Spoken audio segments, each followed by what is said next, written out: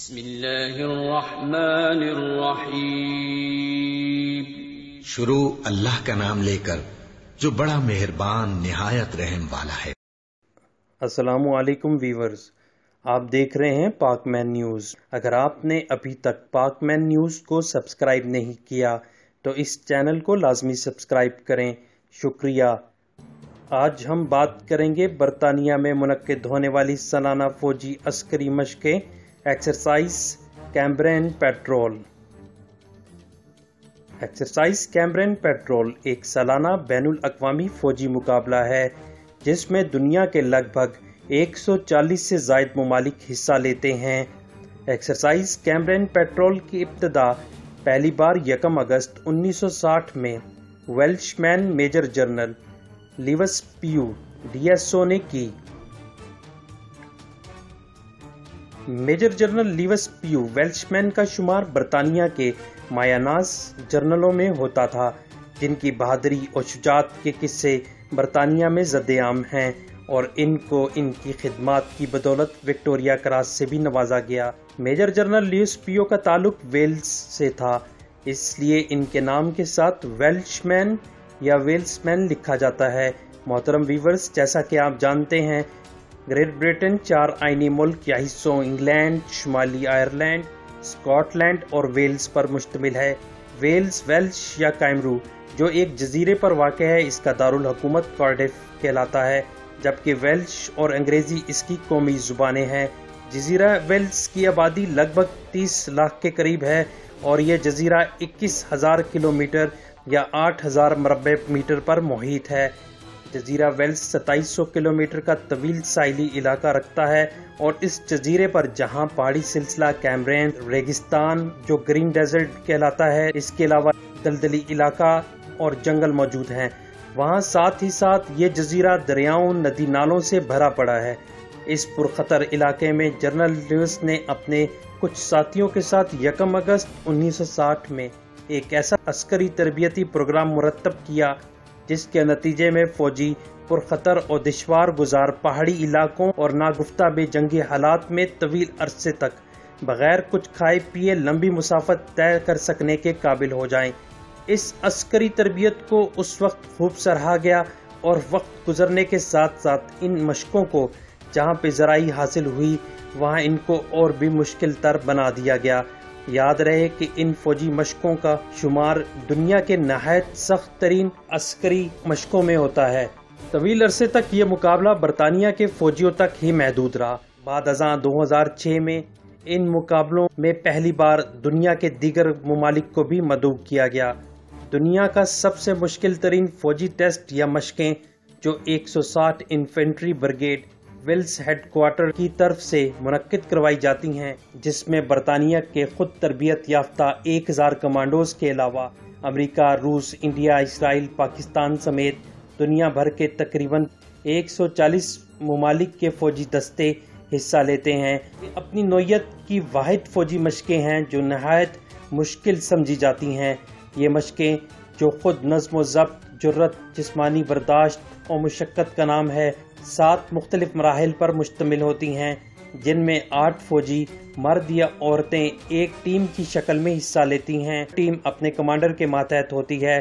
ایک فوجی اپنے تمام جنگی آلات اور اپنی کٹ، جس کا وزن تقریباً 28 کلوگرام بنتا ہے، سے لیس ہو کر 50 میل یا 80 کلومیٹر کا طویل اور مشکل ترین سفر بغیر رکے، بغیر سوئے اور کچھ کھائے پیے بغیر 48 گھنٹوں میں طے کرتا ہے۔ یہ ٹریک ویلز کے مغربی ساحلی علاقے ٹنفاناؤ سے شروع ہو کر کیمبرین پہاڑی سلسلے تک جاتا ہے۔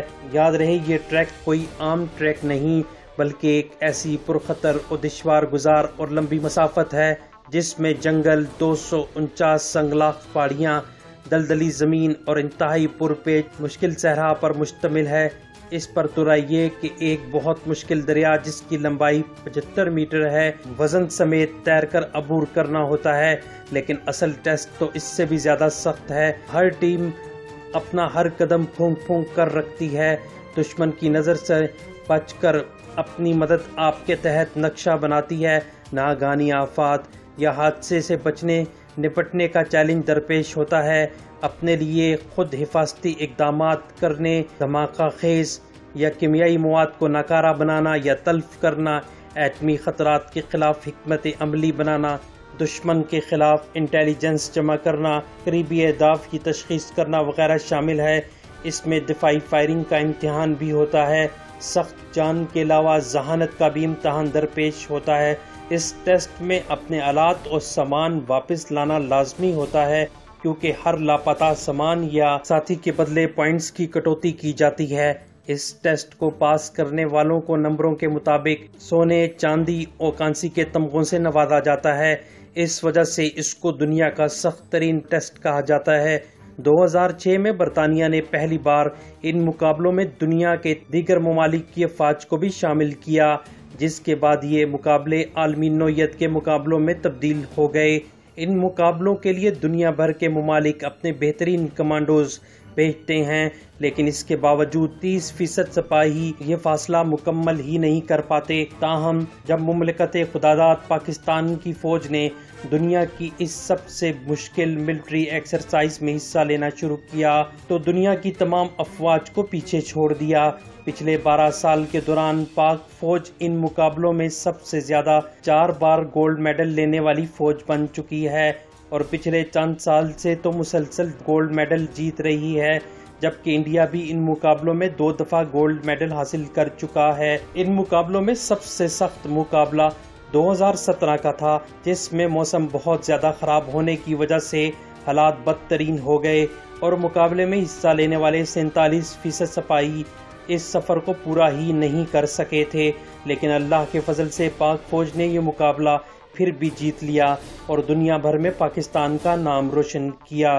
لیکن افسوس کی بات یہ ہے کہ ہمارے میڈیا نے پاکستانی فوج کی ان کامیابیوں کو کوئی خاص کوریج نہیں دی، لیکن ہمیں فخر ہے اپنی فوج پر اور اللہ کا شکر ادا کرتے ہیں کہ مملکت خداداد پاکستان کی حفاظت کا ذمہ اس نے بہادر اور جان باز فوج کے ذمہ لگایا۔ پاک فوج کے جوان جو اس وطن کی مٹی پر جان نچھاور کرنے پر فخر محسوس کرتے ہیں، یہ جان باز جن کو اپنی جان کی پرواہ نہیں، دنیا جن کی متعارف ہے، ہم 20 کروڑ پاکستانی اللہ کے فضل و کرم سے اپنی فوج کے ساتھ کھڑے ہیں اور دل سے ان خدائی خدمتگاروں کو سلام پیش کرتے ہیں، اور ہم پاکستانی یہ یقین دلاتے ہیں کہ ہر محاذ میں پاک فوج کے ساتھ قدم سے قدم ملا کر شانہ بشانہ لڑنے کے لیے تیار ہیں، اور آپ لوگوں کی سپورٹ مرتے دم تک جاری رکھیں گے انشاءاللہ۔